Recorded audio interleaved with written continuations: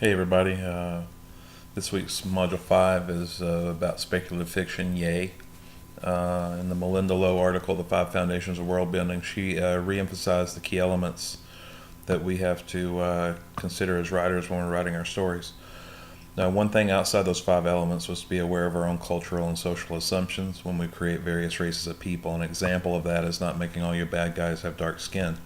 I know that sounds like a little thing, but on a grander scale, when we think about our stories can reflect how society and our beliefs are, skin tone can be a very big issue.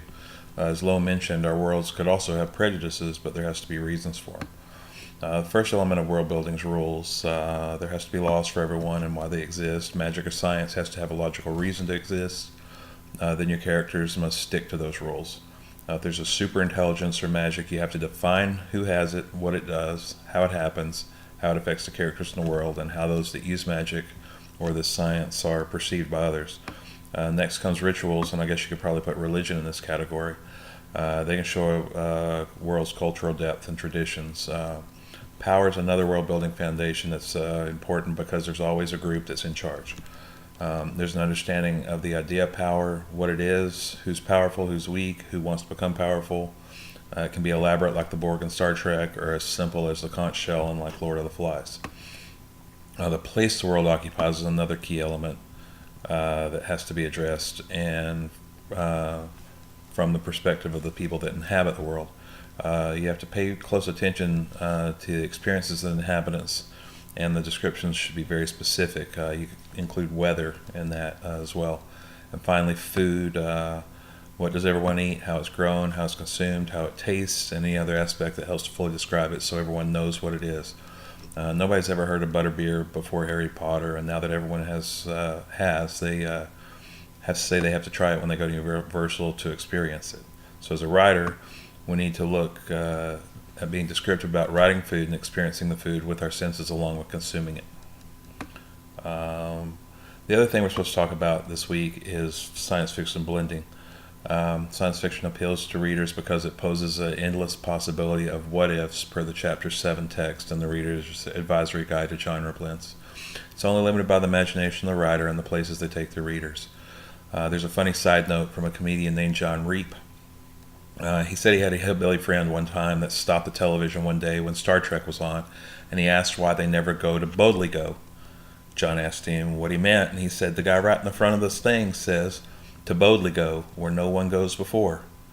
Why don't people ever want to go to Bodley Go?" As all science fiction gives us, as authors, the ability to tell stories that reflect our society through the what-if premise. Blending science fiction with other genres gives us as writers opportunity not to be as descriptive in the scientific parts of our stories, so we appeal to wider audiences.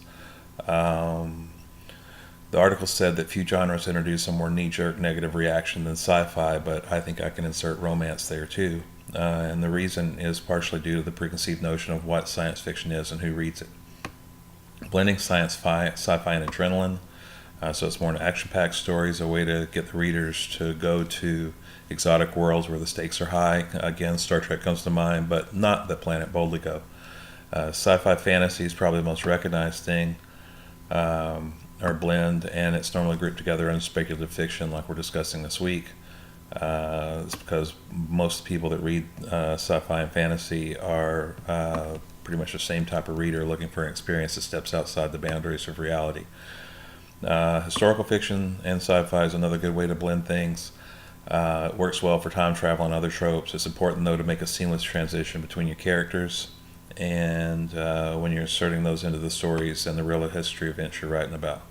Sci-fi horror is kind of cool because it's like Alien and the thing in the dark that's lurking around the corner.